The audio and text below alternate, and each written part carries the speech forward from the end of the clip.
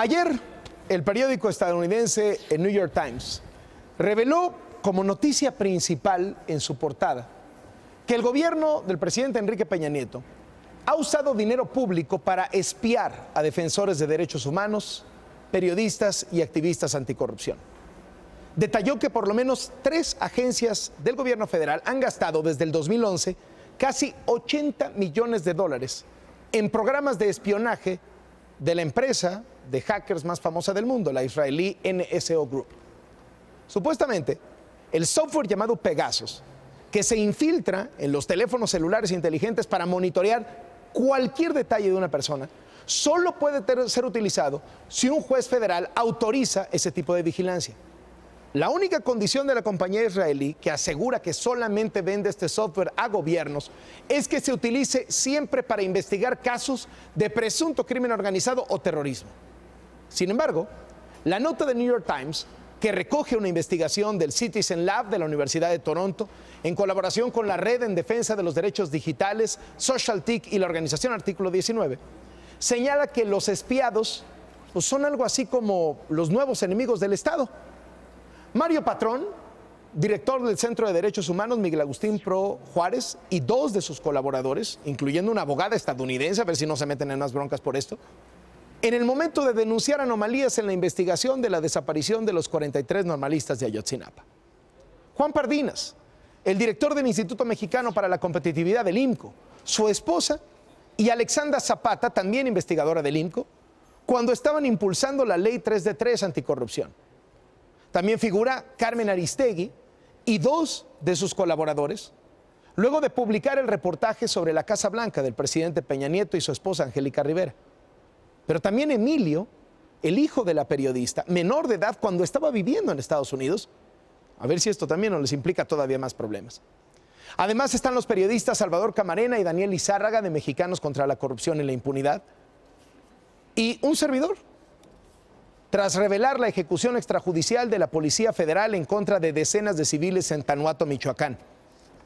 Le platico de mi caso. Hace 2 años empecé a recibir una serie de mensajes de texto. Un retiro en efectivo que según esto había hecho, reportaban la desaparición de un estudiante de la UNAM como para que me interesara, problemas con mi visa para entrar a los Estados Unidos. Y después de cada mensaje venía un link para que yo le diera clic. No lo hice. Creí que eran, pues, a lo mejor bandas de extorsionadores. Pero los mensajes se fueron sofisticando y personalizando. Comenzaban ya con un Loret o querido Loret. Y eran cosas como un amigo que me decía que había muerto su papá, que le diera clic para ver dónde iba a ser el funeral, que me esperaba ahí. O que me habían tomado fotos en tal o cual lugar y las iban a publicar. Todos los mensajes de texto iban acompañados por un vínculo para darle clic y ver más. Era un gancho, un anzuelo. Nunca di clic, pero si lo hubiera hecho, mi celular estaría infectado por este sofisticado software para que alguien tuviera acceso ilimitado a mis conversaciones, a mis mensajes, a mis llamadas telefónicas, a mis correos, a mis chats, a mis contactos, incluso tener la capacidad de activar la cámara del celular y el micrófono para verme y escucharme a su antojo en el momento que quisiera. Siempre los dejé pasar porque, entre varias cosas, pensé que eran intentos de extorsión tan comunes, desgraciadamente, en México.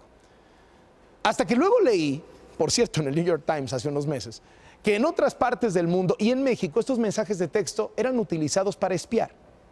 Y en el momento que uno daba clic, el teléfono quedaba infectado. Entonces me acerqué a la Red en Defensa de los Derechos Digitales. Y a partir de ahí se detonó todo lo que se publicó ayer en el New York Times.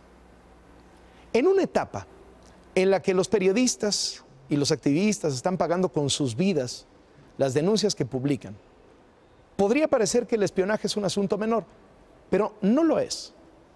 Porque el espionaje abre la puerta a cosas peores, a la intimidación, al acoso, la censura, las golpizas, levantones, secuestros, desapariciones, asesinatos. Todo esto en medio de la impunidad que favorece que nada se investigue ni se castigue. O a lo mejor quieren que sepamos que nos están espiando para sentirnos intimidados, para hacernos sentir temor por nosotros, por nuestras familias, por los temas que investigamos, por las fuentes con las que tenemos contacto. Y ante este embate, pienso que debemos que ser extraordinariamente precavidos los que nos dedicamos a esto. Va desde aquí toda la solidaridad a quienes también han sido objeto de estos atropellos, pero sobre todo a los periodistas que han sido asesinados, a sus familias y a sus amigos.